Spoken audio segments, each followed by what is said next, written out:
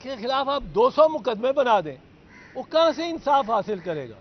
किधर रोज उसको 6 से 7 मुकदमों में हाजिरी लगानी पड़ती है। आज भी नोटिस दिया है इलेक्शन कमीशन ने, कल उसके वारंट जारी किए हैं, नाकाबिल जमानत। एक पार्टी लीडर है, हमारे भी पार्टी लीडर हैं। कल आप चेयरमैन बिलावल के या सदर जरदारी के वारंट जारी कर रहे होंगे, फिर आप नवाज शरीफ के, शहबाज शरीफ के वारंट जारी कर रहे होंगे। ये आपको किसने इख्तियार दे दिया? अगर आपने इसहाक डार को तलब किया होता कंटेम्प्ट में, ख्वाजा आसिफ को किया होता, राना सनाउल्लाह को किया होता, प्राइम मिनिस्टर शहबाज शरीफ जिन्होंने खुल के कहा कि हम इलेक्शन नहीं होने देंगे क्योंकि हम सुप्रीम कोर्ट की बात ही नहीं मानते कि 14 मई को इलेक्शन हो। ये इस इलेक्शन कमिश्नर ने जाके वहाँ सुप्रीम कोर्ट को कहा, जी मैं पहले कहा कि मैं इलेक्शन करा लूँगा 30 अप्रैल तक, फिर इशारा मिला तो जाके कहा मैं नहीं करा सकता इलेक्शन, और ये मानते नहीं हैं। इलेक्शन कमिश्नर और आईजी पंजाब, ये दो बंदे हैं जो इस उलझनों से, जो सब के जहनों में है पाकिस्तानियों के, इलेक्शन होंगे नहीं होंगे, निगरान कौन होगा, निगरान कौन नहीं होगा, क्या फेयर एंड फ्री इलेक्शन होंगे, ये सब इलेक्शन कमिश्नर राजा साहब की जिम्मे आता है। और मैं पहले कह रहा हूँ, मैं डिफेंड करूँगा अपने आप को, I will seek my right to defend. और दूसरी बात ये है कि ये जो आईजी पंजाब है, जैसे मैंने कहा, उसको ये बताना है कि 18 दिफाई तनसीबात पे उसके ज्यूरिसडिक्शन में सबसे ज़्यादा पंजाब में हुआ, वो हमले हुए, तो उसने क्या किया, क्यों नहीं कुछ किया? साहब, आप पे इल्ज़ाम है कि जस्टिस तारक के साथ जस्टिस तारक ने इल्ज़ाम आयद किया कि चीफ जस्टिस से मुलाकात के बाद पूरी बात आपका केस जब फिक्स हो गया, तो इसको क्या कहें? यार ये बड़ी ज़्यादती है, और जस्टिस तारिक की जानिब से बहुत ज़्यादती है, क्योंकि मिस रीड किया। और उन्होंने मुझे जहाँ मैं जाता हूँ लोग कहते हैं आपने अगले दिन केस लगवा लिया, आपने इन्फ्लुएंस किया चीफ जस्टिस को। चीफ जस्टिस इन्फ्लुएंस होने वाला नहीं है, पहली बात। दूसरी बात यह है कि ये बिल्कुल गलत है तारिक साहब की बात कि जी अगले दिन केस लग गया। हम मिले हैं लतीफ़ खोसा और मैं चीफ जस्टिस को, सिर्फ ये कहने गए कि आप बेंच, हमने कहा हमने पिटीशन में लिखा अपना कि फुल कोर्ट बेंच बनाए। हमने कहा कि जी हमारी तरफ से फुल कोर्ट आप बेंच बना लें और कल लगा दें। हमने कहा ये हमारी इस्तदा थी। उन्होंने कहा कल वल तो हम देखूंगा मैं कब लग सकता है, आप फारिग हैं, छोड़ो, चाय की प्याली पिला के और आ गए। अब इस पे लगा रहे हैं कि जी ये पिटिशनर क्यों गया। ये मेरा ज़ाती केस नहीं था, ये मेरा ज़ाती केस नहीं था, कोई मेरा प्लॉट नहीं था कब्ज़ा किया जा रहा, कोई गवर्नमेंट कब्ज़ा कर रही थी, कोई मुझे सर्टिफिकेट नहीं था मिलना जो इन्होंने मेरी डिग्री का कैंसिल कर दिया। ये पब्लिक इंटरेस्ट का केस था, ये मुफाद आमा का केस है कि फौजी अदालतें सिविलियन को ट्राई नहीं कर सकती। और ये बड़ी सिंपल और सीधी इसमें मंतक है कि फौजी अदालतें, अगर फौजी अदालतें लग सकती मौजूदा हैं इनके तहत, तो फिर 21वीं और 23वीं तरमीम करने की क्या ज़रूरत थी फौजी अदालतों को के नफाज के वास्ते, क्या ज़रूरत थी? अब ये सिंपल केस है और इसमें फैसला इंशाअल्लाह फौजी अदालतों के खिलाफ ही आएगा। रही ये बात कि तारिक मसूद साहब, वो कहते हैं अगले दिन लग गया। अगले दिन नहीं लगा, हफ्ते को सैटरडे को हम मिले हैं सुबह कबल दोपहर, और ये जुमेरात को, हफ्ते और जुमेरात में कौन सा दिन हुआ? एक दिन हुआ जुमा, यानी छठे दिन ये लगे। एक दिन निकाल दो साथ में से, छठे दिन जाके ये केस लगे। अब चीफ जस्टिस ने उसमें अपना मशवरा भी किया है, लोगों से किया होगा, अपने कुलीग से बेंच बनाने का भी सोचा होगा। मैं उसमें कोई मेरा ताल्लुक नहीं है। और एक पब्लिक इंटरेस्ट लिटिगेशन कहते हैं जी आप फरीक हैं, फरीक पिटिशनर के साथ चला गया। पिटिशनर को भी जाते हैं, चीफ जस्टिस के पास आपको जाना पड़ता है अगर आप केस उसी दिन या अगले दिन लगवाना चाहते हो। नहीं मानी बात चीफ जस्टिस ने हमारी, पर ये तारिक साहब कहते हैं नेक्स्ट डे लग गया। अब तारिक साहब ने मेरी इतनी रुसवाई इसमें की है, ही ओज मी एन एक्सप्लेनेशन। मैं कुछ नहीं उनके बारे में कहना चाहता था और इसको मैंने खामोश। इमरान खान की गिरफ्तारी हो जाती है तो आप वकील बनेंगे उनके?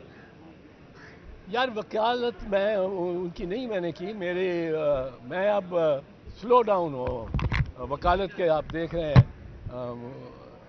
اس لیے، پر میں اس کا اس معاملے میں دیکھو، ایک بندہ ہے 200 کیس اس میں بنا دیے، اب وہ 200 کیس لے کے کدھر کدھر پیش ہو سکتا ہے؟ کوئی مطلب ہے، کوئی زیادتی کی بھی انتہا ہوتی ہے ایسی ایگزامپل نہیں اس میں، واقعی دنیا میں کوئی اگزامپل نہیں ملتی، اور یہ ہم اپنے آپ کو رسوا کر رہے ہیں۔ آج یہ ہو رہا ہے عمران خان کے ساتھ، کل یہ دیگر پارٹی ہیڈز کے ساتھ بھی ہوگا، اور پھر ہم کہیں گے کہ جی ہمیں لوگ کہیں گے آپ نے خود بھی یہی کیا تھا۔ خوشخبری ہے عمران خان کے لیے آنے والے دنوں میں کہ دیکھو جو کیس تو ستمبر میں، اگست کے اندر کیا دیکھ رہے ہیں؟ کیس اس کے خلاف کوئی نہیں بنتا، توشہ خانہ ہے، توشہ خانہ کے کیس میں اگر عمران خان کو سزا ہو گئی تو آپ سمجھیں اگلی گیٹی گرتی نواز شریف کی ہے، اور بدقسمتی سے میری پارٹی کا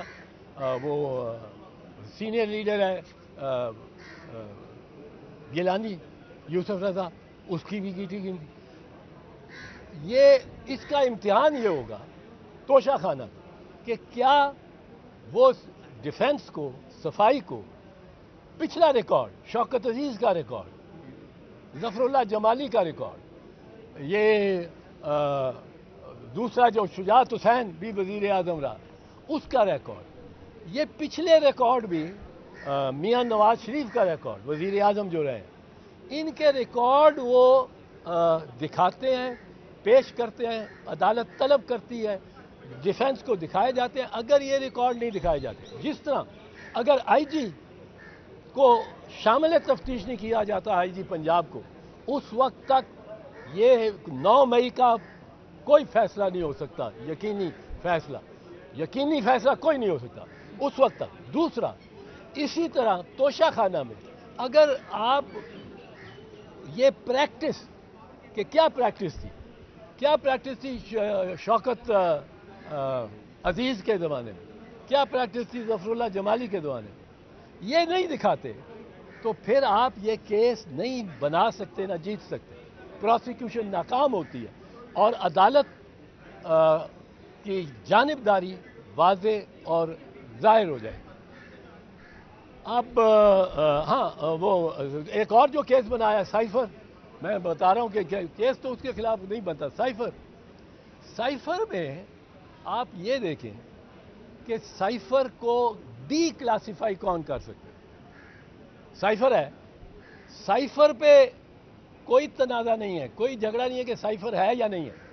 وہ سائفر جو آیا ہے وہ سائفر ہے ایک پیغام جو کہ امبیسڈر نے، پاکستان کے امبیسڈر جو بڑا سینئر افسر ہے سول سروس، فارن سروس کا، اس نے پیغام دیا ہے، اور وزیر اعظم کو بھی، اور آرمی چیف کو بھی گیا ہے، D G I S I کو بھی گیا ہے، فارن سیکرٹری کو بھی گیا ہے، فارن منسٹر کو بھی گیا ہے، اور اس نے یہ کہا ہے کہ مجھے یہ بات کہی ہے ڈیوڈ بلو، وہ جو امریکن سفارتکار ہے، اس نے، سینئر امریکن ہے، اس نے یہ کہا ہے مجھے کہ اگر اب عمران خان کو ہٹا دیتے ہو تو ہم آپ کے ساتھ اچھے ہیں، نہیں تو آپ کے ساتھ ہم بہت بری کریں گے۔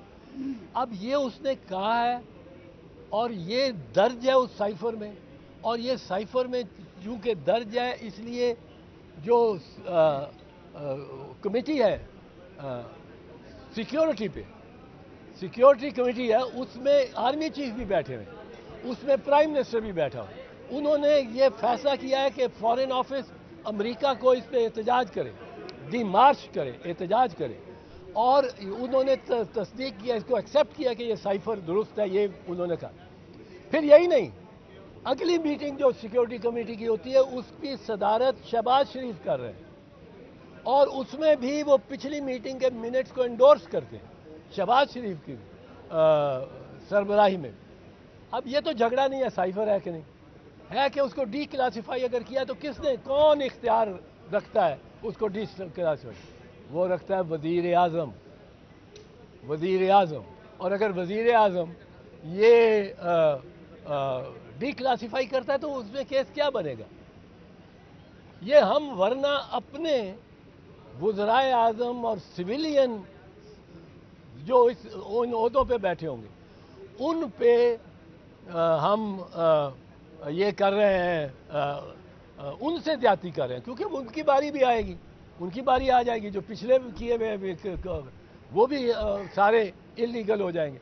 اور خواجہ آصف نے کو میں تعریف کرنے والا تھا، کل میں ایک بات پہ بڑا خوش تھا، مطمئن تھا خواجہ آصف سے، اور مطمئن اس بات میں تھا کہ خواجہ آصف نے اسحاق ڈار کی بطور نگران وزیر اعظم کی تقرری سے اختلاف کیا۔ میں نے کہا یہ شعر ہے، کیوں کہ اس نے خود اپنے کیس میں، خواجہ آصف نے پٹیشن داخل کی تھی سپریم کورٹ میں، اور سپریم کورٹ میں اس نے کہا تھا کہ یہ نگرانوں کے پاس اختیار نہیں ہو سکتے کہ وہ انٹرنیشنل ٹریٹیز کریں یا وہ اربہا کا پروجیکٹ شروع کر دیں، وہ شروع ہو جائے تو اگلی حکومت ان کو ڈسکارڈ بھی نہ کر سکے۔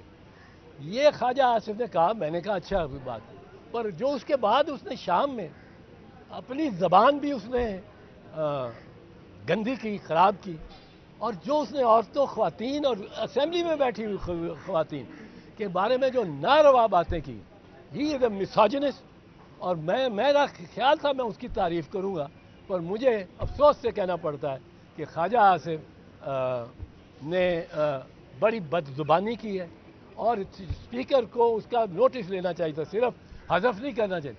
وہ حذف کیا ہوا اسپیکر نے، جو الفاظ وہ سارے میڈیا پہ چل رہے ہیں، تو حذف کرنے کا کیا فائدہ ہوا؟ بہت شکریہ۔ جو